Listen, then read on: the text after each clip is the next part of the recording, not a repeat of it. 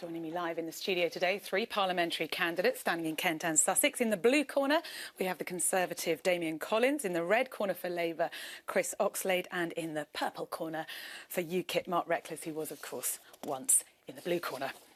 Now let's talk about tactical voting first. This morning, the Prime Minister is asking UKIP supporters to vote Conservative in order to keep Labour and the SNP out of government.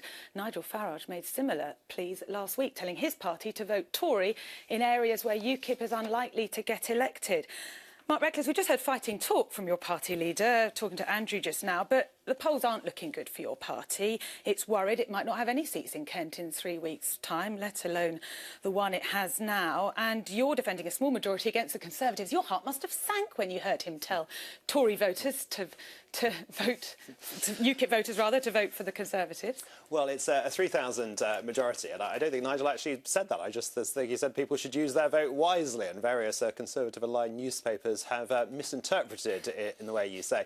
What I would say is that Conservatives are certainly supporting us in order to keep Labour out in seats where UKIP already have the MP. We're also seeing, because Douglas and I showed that if you vote UKIP, you get UKIP, that many, many more people are prepared to consider us, because Labour and Conservative have had it their own way for so long, and people see that sort of cosy cartel of establishment parties. UKIP are offering real competition for the first time, and I think that will make politics more responsive, and that's why people are supporting us. David Cameron's trying to persuade UKIP voters to vote Tory. The trouble for your party is it means you're going to tack more to the right. You've got to please those voters. If you win enough seats to form some kind of government next month, it makes it more likely you're going to do a deal with Nigel Farage. How's that going to appeal to people who in the moderate wing of your party? Well, no, I don't agree with that. I think we're saying this is a general election. The future of the country is at stake. The worst possible outcome for Britain, and particularly for the South East, would be a weak Labour government with the Scottish Nationalist Party pulling the strings. That is a real fear, and I think people in marginal seats in the South East, where it's a battle between Labour and the Conservatives, should really, really think very seriously that if they vote for UKIP or another minority party, they end up with a Labour MP that could bring about this lethal cocktail of Labour and the SNP. With Chris Oxlade in a moment. But just for now, Labour voters in the South East have been voting tactically for years, for the Lib Dems in Sussex and for UKIP in parts of Kent. Well, the thing is, I mean, people will vote who they want to be in Parliament, who's going to be running the country. And there's not much point voting Labour in many parts of the South East. There's always a point to vote Labour. We see it right across West Sussex in the county council elections, where Labour grew from 2 seats to 6 seats, and those, you know, be taking councils back right across the South East as well, so and South London. So, you know, just saying to vote tactically is a little bit weak. OK, we'll be coming back to the SNP and Labour and the implications for the South East. As you heard earlier from Andrew, it's been the week of the manifesto launches, and with the opinion polls so close, there's everything to play for. So what was eye-catching for the South East? We're going to have a quick look at some of the goodies the political parties have been putting in their shop windows. Here's the manifestos in 60 seconds.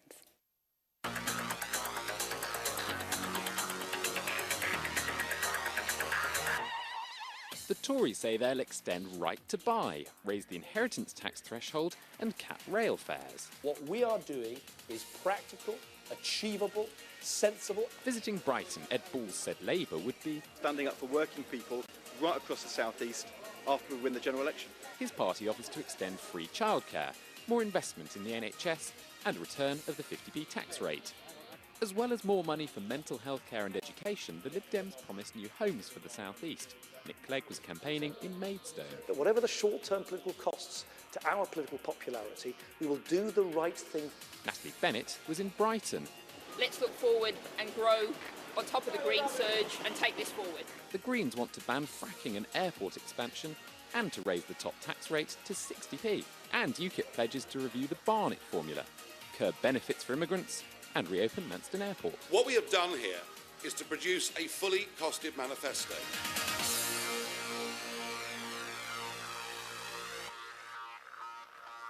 Chris Oxlade, Labour needs to win seats back in the South East more than ever now that you're facing wipeout in Scotland. What exactly are you offering voters here? In your manifesto, you talked about cancelling improvements on the A27 in Sussex and a mansion tax in an area which has some of the highest house prices in the country. How's that going to win back voters? Central to our manifesto is the budget responsibility lock that shows how the deficit's going to go down over the next few years in Parliament.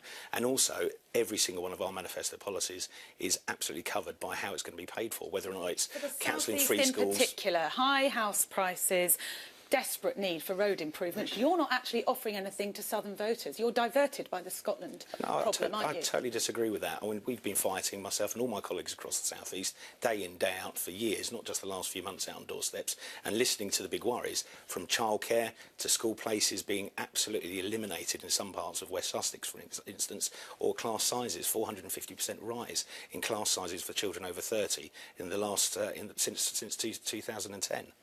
The trouble is, though, as I said, Scotland's becoming a really defining feature of this campaign, especially after the opposition leaders' debate on Thursday. There's more talk than ever this morning of a power-sharing deal of some kind between Ed Miliband and the SNP. The trouble is, voters in the South East who might even be contemplating voting Labour, and you desperately need them to, are going to be totally turned off. What on earth is in it for them to vote for Labour when you're going to do a deal with Scotland? I've been out on the doorstep for years now. It feels like a lot longer. But, the Scotland issue doesn't come up with the SNP on the doorstep. It might now.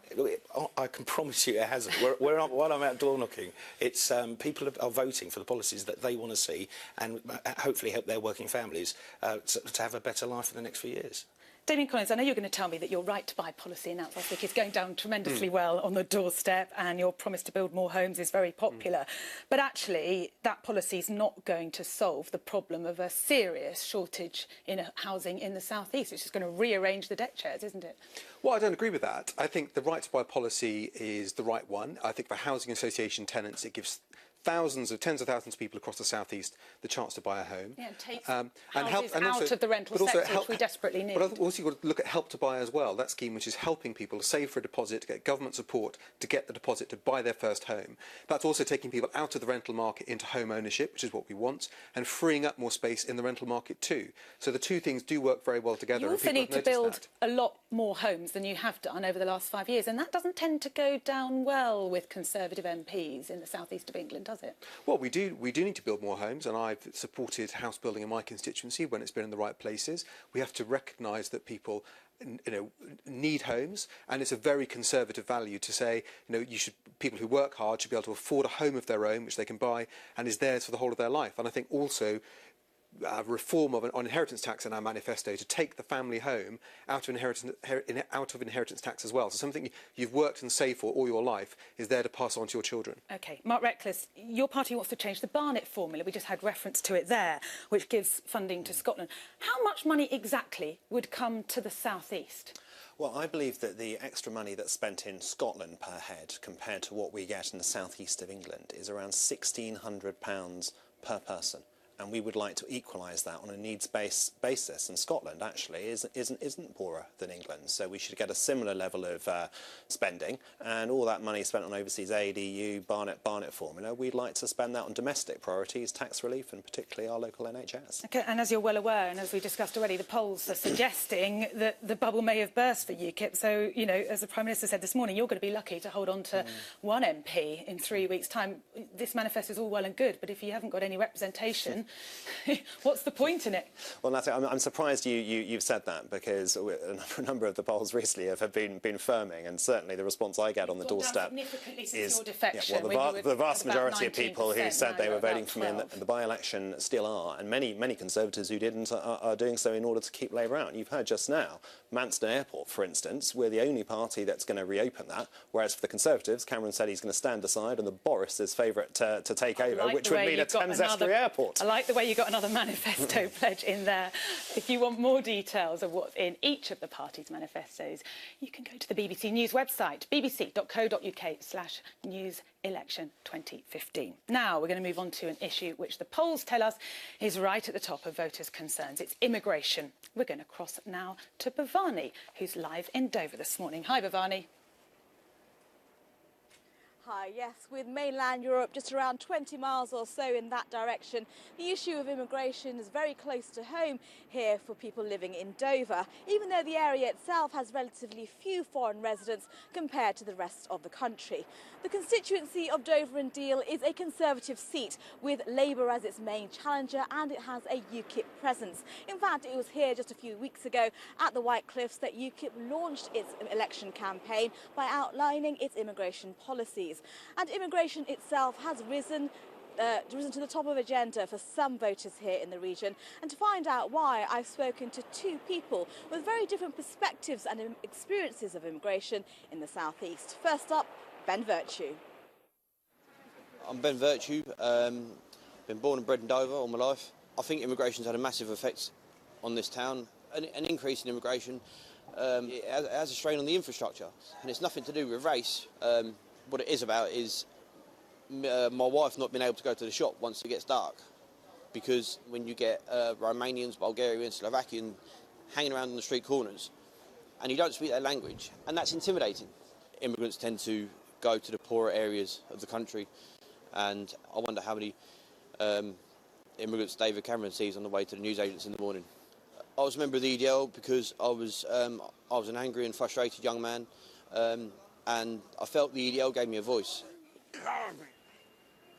And then my daughter was born, and unfortunately, at 2 days old, my daughter passed away. But throughout those 2 days, there were doctors that were trying to save her life, and they were from all walks of life.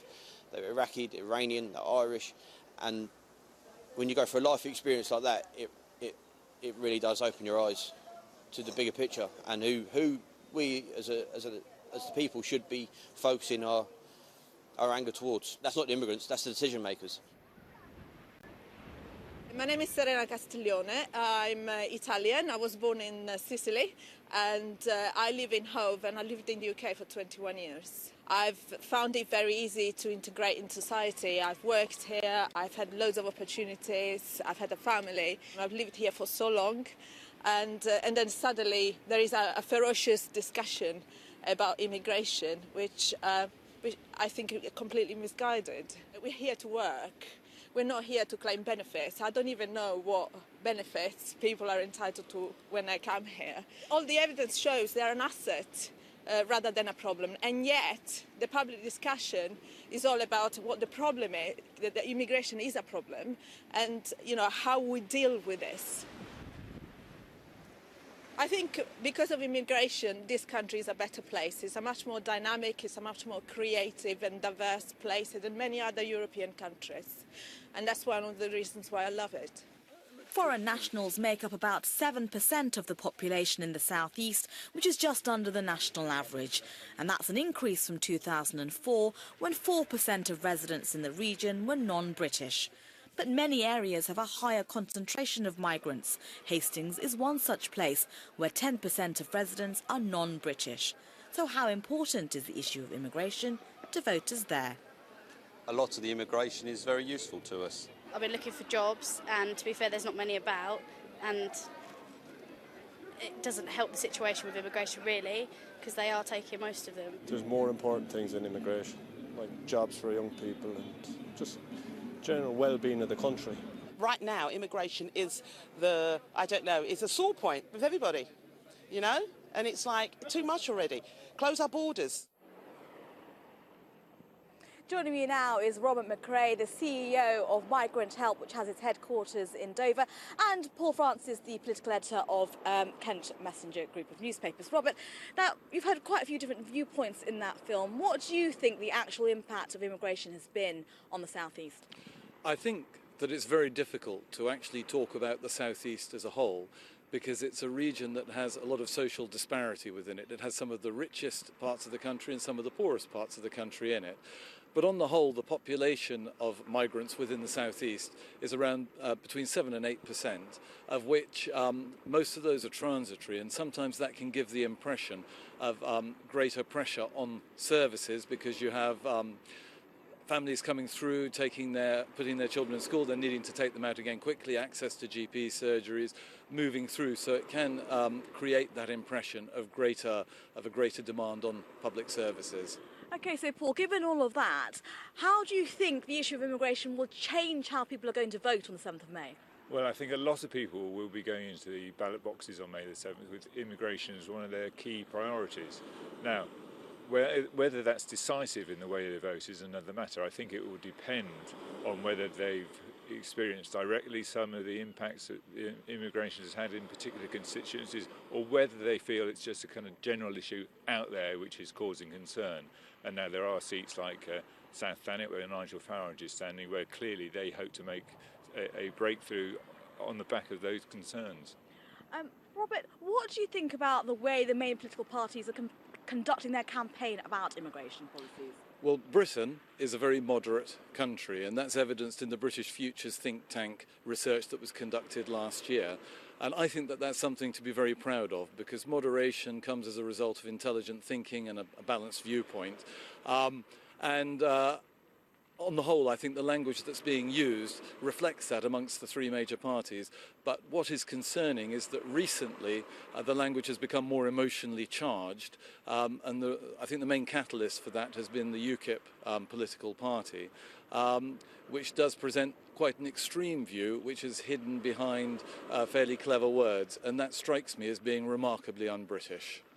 OK, so Paul, do you think the issue of immigration is going to affect the outcome of key marginals like here in Dover? It could do. I think where you've got constituencies where there's a clear three-way fight between Labour, Conservative and UKIP, and there's no real difference in the polls between them, if you're a floating voter and want to keep UKIP out, as it were, who do you go to if there's no clear front runner? And I think UKIP will be hoping that they can possibly squeeze through the middle in some of these constituencies.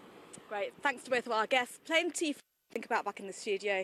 Back to you, Natalie. Bhavani, thank you very much. Let's go to Damien Collins first. You're fighting to retain the seat right next to Dover. All the parties seem to be taking it for granted, actually, that immigration is a big problem for voters. But listening to what Bhavani's report and her guests had to say there, actually it sounds like it's more of a perception than a reality. Well, the top issue in my constituency, as sort of surveyed by the local newspapers, was economic regeneration, job creation, cost of living. I think.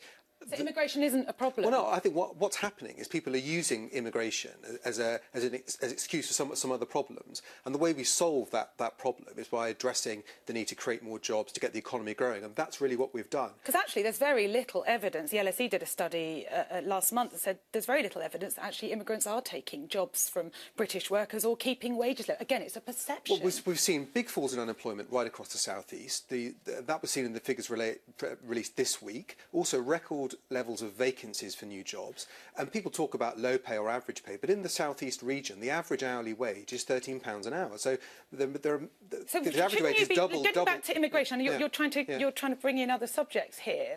Shouldn't your party then be doing more to big up immigration and how much it's helped the economic recovery? Well, I think we recognise that people who come here to invest in this country, to bring skills, many people bring in their businesses out of Europe to bring them to the southeast of England. That's to be welcome. But what people care about is fairness. And what we've said we will do is clamp down on people coming here, not to pay into this country, but just to take out of it, just to use the welfare system without making a contribution. That's why we're saying that for 4 years, people won't be able to claim in-work benefits that they can claim, and they won't be able to send them back to their family members living in other countries. Chris Oxlade, yesterday Ed Miliband tried to restore your party's damaged reputation on the issue of immigration. We've already had warnings from other people in your party, David Lammy, saying you've got to be careful of out-UKIPing UKIP on this issue. Again, why don't you defend your record of letting migrant workers come to this country, helping us turn around the economy? Why don't we be more positive about immigration? There has been a huge positive impact for immigration, particularly in the area, West Sussex. Don't often hear people in your party shouting about it at the moment. Well, the thing is, at the moment, it's when you're talking to people on the doorstep, people's perceptions and the reality sometimes can be a little bit different. But what Labour is saying now is actually, if people come over to the UK, there's a 2-year limit on whether or not they can claim benefits. But also, for me, looking at our local area, is actually the source of the problem. Sometimes are the businesses they're exploiting immigrants by undercutting local workforce, and there'll be Labour saying we'll put legislation in. Okay, so you're agreed that perception and reality are two rather different things. Ed Miliband said yesterday that he wants people who come to this country to be able to speak the English language. Any idea how we're going to check that they can speak English before they come here? It's the regulators that will be doing it, particularly with the NHS, which was Ed was talking about yesterday. So what, that's it, a test or an exam? Or? It's actually looking at the regulation that's that Labour will put into legislation to make sure that is abided by. Mark Reckless, you've just been accused of being remarkably un-British, using emotionally charged language in the immigration debate. And it is thanks to your party that it has become such a big discussion in this election compared to perhaps 5 years ago. But as we've just heard, this isn't based on evidence. It's people's perceptions, and you're playing on their fears. Well, your line and Labour and Conservatives seems to be that people's perceptions are wrong. I don't agree. Well, let me give you some evidence. In Dover, only 2% of people are non-British. That's one of the lowest areas in the south east. It's a seat that I know UKIP is looking at, same as many others.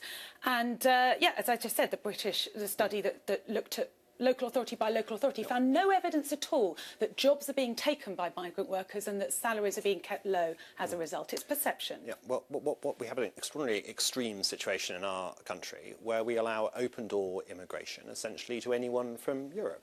Both other parties, they support open-door migration. The Conservatives claim they're going to do something around the edges on benefits, but ultimately they believe that anyone in the European Union should be able to come to our country. UKIP doesn't believe that. We want an Australian-style points-based system which is fair and non-discriminatory and applies the same rules to people from the EU as outside the EU. And the main reason we want to do that is because many areas of our economy, the minimum wage is fast becoming the maximum wage. And if you let employers just take as many people as they want from countries with much, much lower wages, that makes it very, very difficult for our young people to get a job, move up the career ladder or get a wage rise. Damien Collins, you've just heard the language UKIP using. Many people in your party are keen, as we referred to earlier, to go even further with your immigration policy. We know you have a dismal record on controlling numbers, but also your party, as we know, to survive, needs to attract young ethnic minority voters. And the kind of talk about immigration that's coming from the top is going to turn those people away. Well, that's why I think we've got the balance right, because the welfare issue is key, because it's about fairness.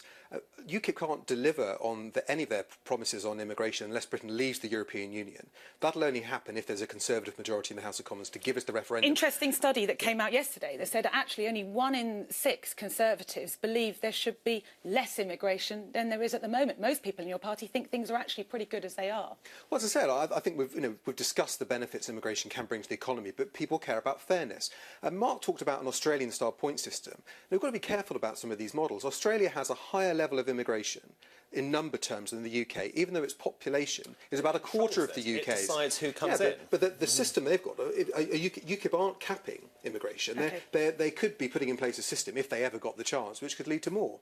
No, that's not the case. We would end unlimited migration from the European Union and we would have a cap on work visas of 50,000 a year compared to, at the moment, just over 20,000 for outside the EU, but hundreds of thousands coming from the EU. Quick last word from Chris Oxlade. We would massively You've got a few reduce the seconds, numbers. Chris. You're not talking to those voters who are concerned about immigration, are you? Some people are concerned with immigration, but you've heard here, you heard net migration figures from the Tories. It's been a disaster the last few years. That's it. I'm afraid that's all we've got time for. Thanks to Damien Collins, Chris Oxlade and Mark Reckless. Now we're going to hand you back to Andrew next week. We'll have more from other parties in the South East.